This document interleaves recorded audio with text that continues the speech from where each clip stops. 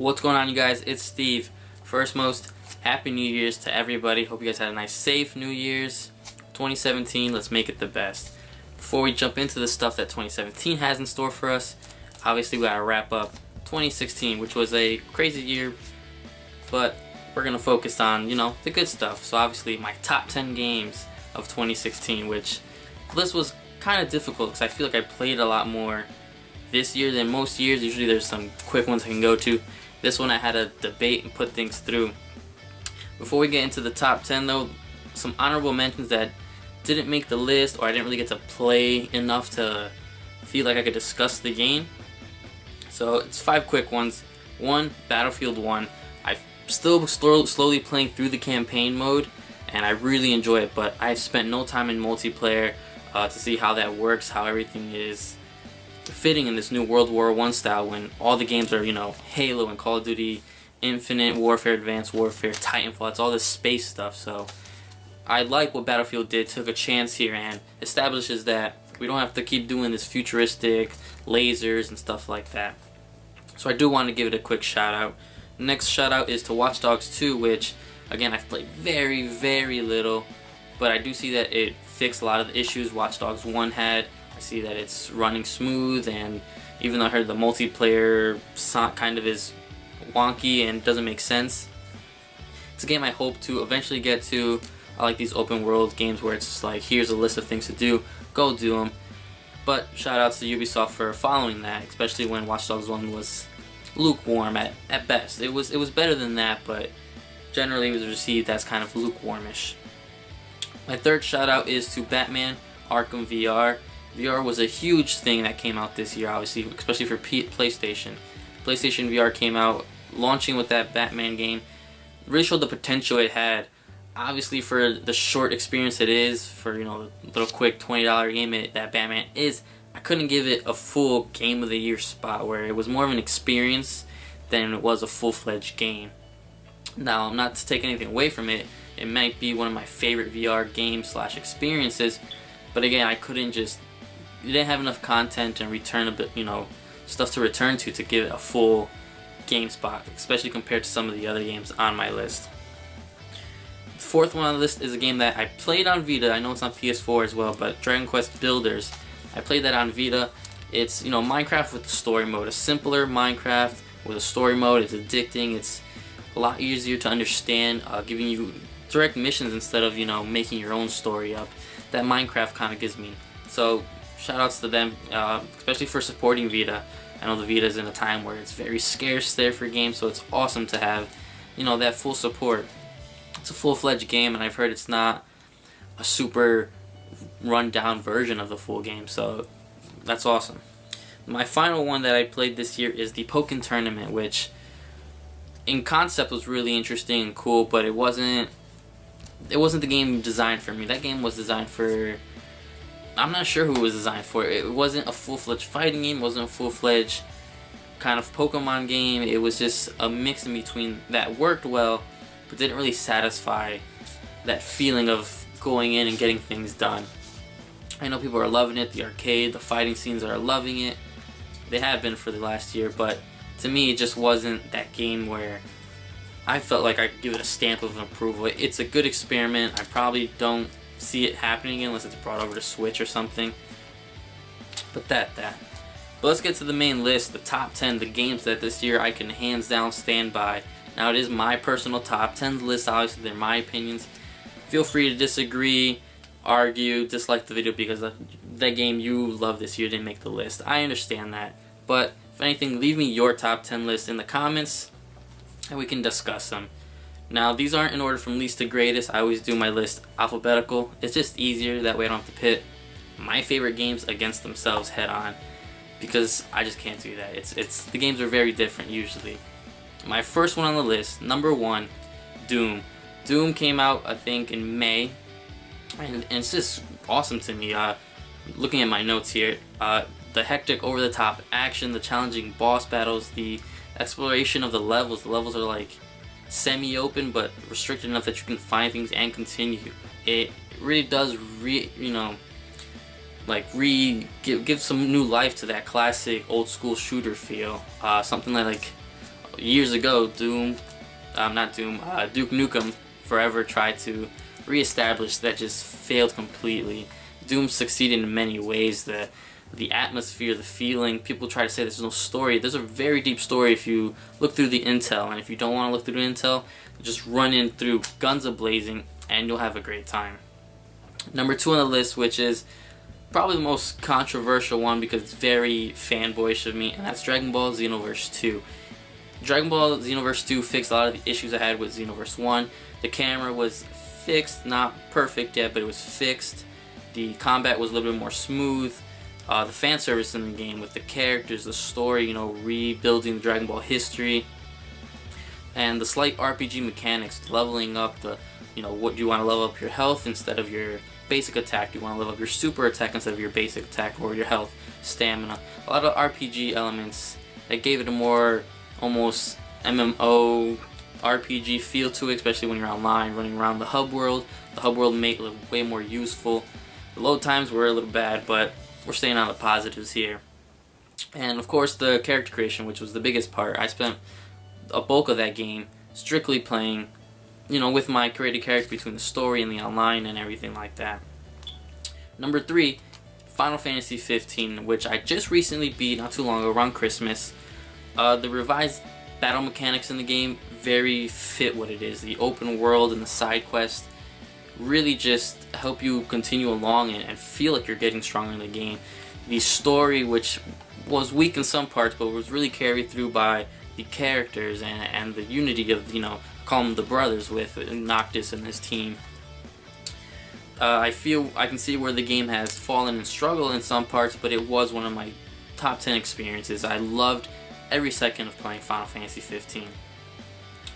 Next up on the list is one that I even almost forgot until I redid this list, Fire Emblem Fates, which was on the 3DS, which is my actual first Fire Emblem game. I played the Birthright version, and it was fun. The combat and the strategic tactical area was fun to do. The story was addicting. For first timers, there was like a super easy mode if you couldn't understand the mechanics. Plenty of the customizations and the openness where you can, work with relationships towards different people, hook other people up together, and everything about the dragon, Bloodborne and everything like that was fantastic. It's, I feel, a great place for people who are interested in Fire Emblem and haven't jumped in yet. Fates is a pretty good one to jump into. The easier mode, so if you're not into that whole permadeath stuff, it's there for you. Number 5 is one that I didn't think was going to make my list, but Forza Horizon 3. I'm not a huge racing game fan because a lot of that stuff simulators, and that's fine for people who want that, but Forza Horizon 3 is that, to me, perfect arcade feel experience. The open world racing. You have the looks of the game's incredible, especially when you're playing on a up-res TV, and even more if you have that Xbox One S. But the car selection, the car customization, the open world, the missions vary from getting poster boards to establishing races, establishing this huge car festival almost. And that was just a nice twist to car racing story that it usually is. Instead of playing as a cop, playing as a street racer, playing as, some random kid who's going for pink slips and stuff like that. It was a very awesome feel to it. Next on the list, Gears of War 4. I knew from the beginning this one was going to be on my list. It's a strong and varied story scenes when it goes from tanks to motorcycles to, again, over-the-shoulder game. A nice blend of new and old characters. You get the throwbacks. The online, the versus, and the horde mode come back stronger than ever. And it just really carries where you'll know where the Gears series is going to the next couple years. Number 7, Overwatch. Overwatch is a shot in the dark that landed. It's filled with likable, unique characters. One that everybody's got their favorites. The maps are fun and smartly, not smartly, but they're designed very smart. It's very easy for anyone to pick up and play. But if you get tactical, if you get into the game, you become very, very good because the teamwork, supports the attackers, the tanker guys and stuff like that.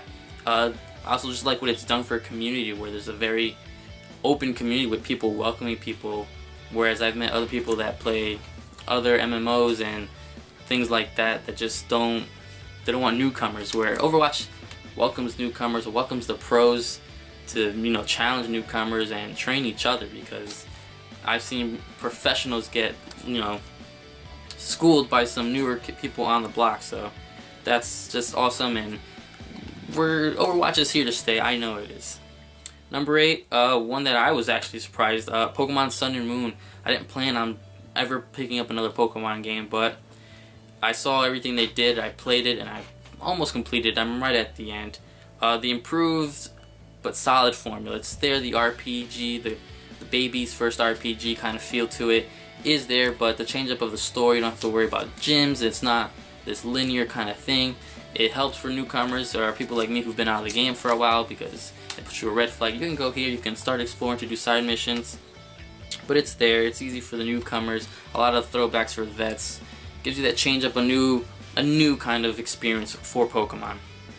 Final 2 on the list. Number 9, Ratchet & Clank, which is a reboot, retelling, redone story of the original Ratchet & Clank game that I remember playing but never really getting into. The game is gorgeous though. This is like Pixar, Disney quality for the game, even not in the cutscenes. Some parts you can tell are a little static and like they're kind of inserted. A lot of the cutscenes are brought over from the movie that launched with the game. But again, the game is gorgeous. The creative, unique weapons with the disco balls and the bass and all the weird bombs. You know, the story is engaging and fun. It's not overly, you know, drawn out. It's not a super long story that you feel bored. The upgrade system is obtainable. It doesn't feel like you have to grind 60 hours to get things.